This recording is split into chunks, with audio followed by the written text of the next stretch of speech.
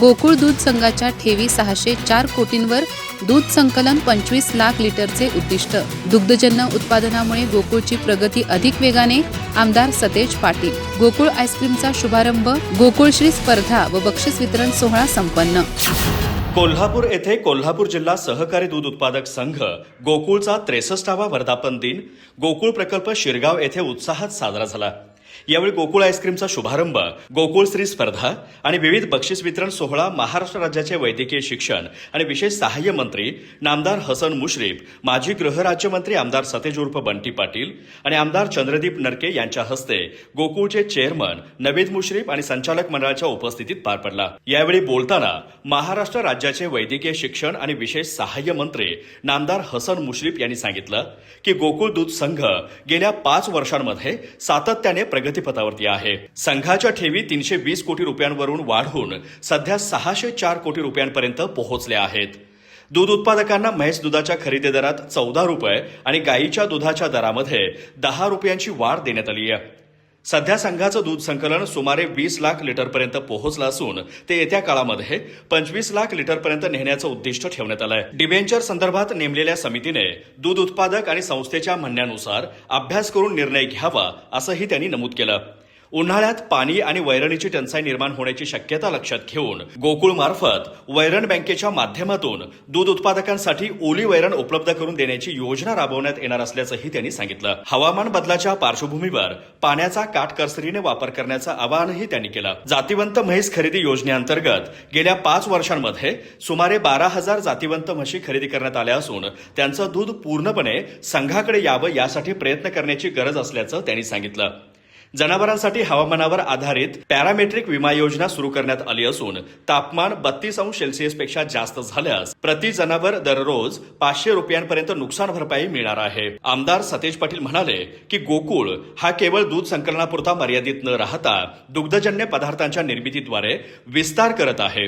गोकुळची गुणवत्ता आणि विश्वास सामान्य ग्राहकांपर्यंत पोहोचवणं हा मुख्य उद्देश आहे. स्वर्गीय आनंदराव पाटील चुयेकर यांच्यासह जुन्या सहकार नेत्यांनी दूरदृष्टी ठेवून गोकुळची भक्कम पायाभरणी केली. आज सुमारे 5 लाख दूध उत्पादक शेतकऱ्यांना न्याय देण्याचं काम गोकुळमार्फत होत आहे. कोल्हापूर जिल्ह्यातील सहकाराची मजबूत परंपरा, जिल्हा मध्यवर्ती बँक, गोकुळ दूध संघ आणि साखर कारखानदारीमुळे अधिक बळकट झाली असल्याचंही त्यांनी सांगितलं.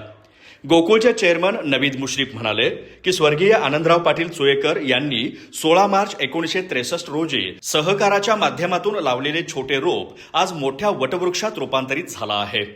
त्यांच्या दूरदृष्टीमुळे कोल्हापूर जिल्ह्यात दुग्ध व्यवसायाला चालना मिळाली आणि हजारो दुग्ध उत्पादकांच्या आर्थिक प्रगतीला गोकुळचा हातभार लागला. गोकुळने 12 विविध फ्लेवर्समध्ये तयार केलेल्या गोकुळ आईस्क्रीमचा अधिकृत विक्री शुभारंभ करण्यात आला असून ते ग्राहकांच्या पसंतीस उतरेल असा विश्वास त्यांनी व्यक्त केला. यावेळी गोकुळश्री स्पर्धा आणि विविध बक्षीस वितरण करण्यात आलं असून सुमारे 13 लाख रुपयांची बक्षिसे दूध उत्पादक, संस्था आणि वितरकांना देण्यात आली.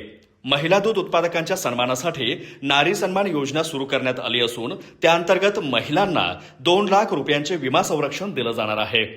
दी न्यू इंडिया इन्शुरन्स कंपनीच्या सहकार्याने सुरू करण्यात आलेल्या पॅरामेट्रिक विमा योजनेनुसार तापमान 32 अंश सेल्सिअसपेक्षा जास्त झाल्यास प्रति जनावर प्रतिदिन 500 रुपयांपर्यंत नुकसान भरपाई मिळणार आहे. तसेच दुग्ध व्यवसायात आधुनिक तंत्रज्ञानाचा वापर वाढवण्यासाठी गोकुळ दूध संघ AI आधारित आधुनिक गोटा प्रणाली सुरू करणार असून नेदरलँड्समधील तज्ज्ञांच्या माध्यमातून दूध उत्पादक आणि पशुवैद्यकांना प्रशिक्षण देण्याची योजना आहे.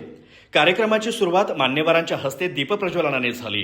त्यानंतर मान्यवरांच्या हस्ते केक कापून 63वा वर्धापन दिन साजरा करण्यात आला. आमदार चंद्रदीप नरके यांनीही यावेळी मार्गदर्शन केलं. कार्यक्रमाचं स्वागत ज्येष्ठ संचालक विश्वास पाटील यांनी केलं.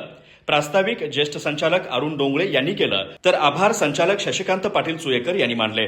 या कार्यक्रमास महाराष्ट्र राज्याचे वैद्यकीय शिक्षण आणि विशेष सहाय्य मंत्री नामदार हसन मुश्रीफ, माजी गृहराज्यमंत्री आमदार सतेज पाटील, आमदार चंद्रदीप नरके, माजी आमदार KP पाटील, माजी आमदार राजेश पाटील, गोकुळचे चेअरमन नवीद मुश्रीफ, माजी चेअरमन आणि ज्येष्ठ संचालक विश्वास पाटील, अरुण डोंगळे, बाबासाहेब चौगले, अभिजित तायशेटे, अजित नरके, शशिकांत पाटील चुयेकर, किसन चौगले, रणजित सिंह पाटील, पाटील, नंदकुमार ढेंगे, कर्णसिंह गायकवाड, प्रकाश पाटील, बयाजी शेळके, बाबासो खाडे, युवराज पाटील, मुरलीधर जाधव, संचालिका अंजना रेडेकर, केडीसीसी बँकेचे संचालक भैया माने, संचालिका स्मिता गवळी, कार्यकारी संचालक डॉक्टर योगेश गोडबोले यांच्यासह दूध उत्पादक, दूध संस्था प्रतिनिधी, वितरक, अधिकारी आणि कर्मचारी मोठ्या संख्येने उपस्थित होते.